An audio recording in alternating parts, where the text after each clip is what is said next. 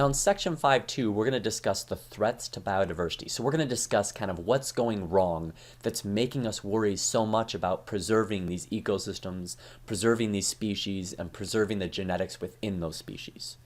And so by default, I want to make sure you guys realize there is such a thing as extinction rates. And this is how many species are going extinct in a set amount of time. So you could be doing a year, although that's going to be a pretty low number. You could also go by a decade or a millennia. And so there is, by default, some organisms that just don't make it. There are some species that just can't hang in and cope with normal change, and they go extinct. You know, we've got lots of these extinct guys over here. You've got the dinosaurs, you've got trilobites, you've got ammonites.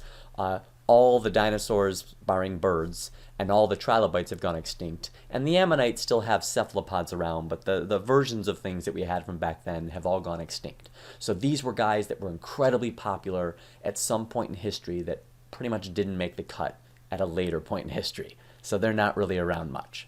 So this can happen naturally. Doesn't have to be our fault. This doesn't have to be a new thing. And we call that kind of regular, kind of little bit of extinction that goes on as things gradually change, background extinction. Now, at several points in history, we've had a huge spike in the background extinction. We've had a huge spike in the extinction rate. And we've had where oftentimes you've got like half of all the species that were in aquatic marine ecosystems die off. You've had in some cases up to half or a little bit more of terrestrial organisms, terrestrial species, die off. And so there have been about 5 of these huge events that we call mass extinctions. So these were not just run-of-the-mill, a couple things died this year. This was tremendous events where we wiped out, in some cases, most of the things that lived on this planet. And there have been some smaller ones too that wiped out a pretty good chunk, but probably more on the order of, say, 10% or 20%, so not quite the level of a mass extinction. So there have been some big events throughout history.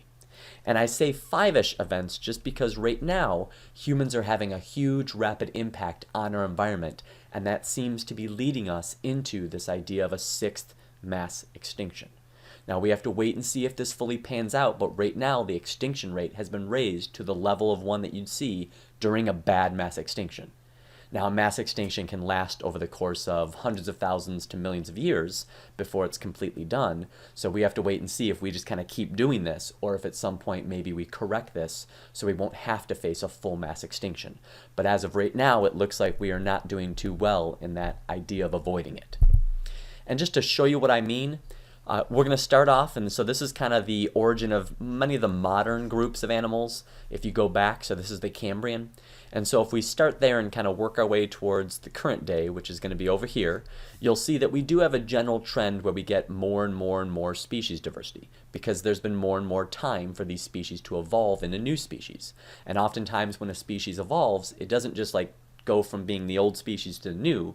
Oftentimes it branches. So you have one species becomes 2 species, one of which may look different than the original, one may look like the original, or they might both look different from the original. But a lot of times we will get this branching that happens that gives us new species. And so if you go along, you can see that there's these big events, that's the yellow arrows, and you can see this huge drop here. Now this one's looking not at species, but whole genuses. So a genus can contain anywhere from 1 to hundreds of different species. So if you see that an entire genus goes away, this means a lot of species potentially died out, went extinct. And so you can see these massive dips. And so they're normally named based upon where they're at. Ordovician is what this would be. Over here you've got Devonian, that's what the D is for. This one here, you've got the Permian, this was the worst. You can see just how big of a dive and how low this gets here. I mean, the Permian mass extinction is one of those where when scientists look at this, you're just like, holy smokes, we almost just bit the bullet here. This was bad. And then it gradually rebounded, and then we had our Triassic. This one was basically around the start of the dinosaurs. They started doing a bit better. Dinosaurs were starting to take over after the Permian. There was a little bit of a setback here. Then you had the Jurassic period. Then the K stands for the Cretaceous, and you'll see this is where the dinosaurs died off. We have this big drop here. And then after that, we move into more modern day.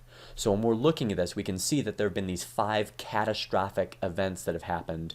two of which we tend to focus a lot on, those being the Permian mass extinction, just because it was the closest we've ever gotten to pretty much global extinction, and then the Cretaceous mass extinction because it was bad. And we also know it got rid of the dinosaurs, which are something that we see that was these huge organisms that dominated the Earth for so long.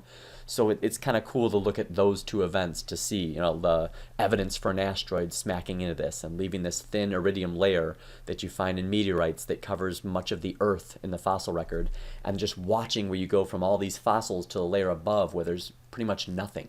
You know, it looks like life pretty much just stopped before you start to see it gradually catching and kicking back in as organisms start to diversify again now that the event is over.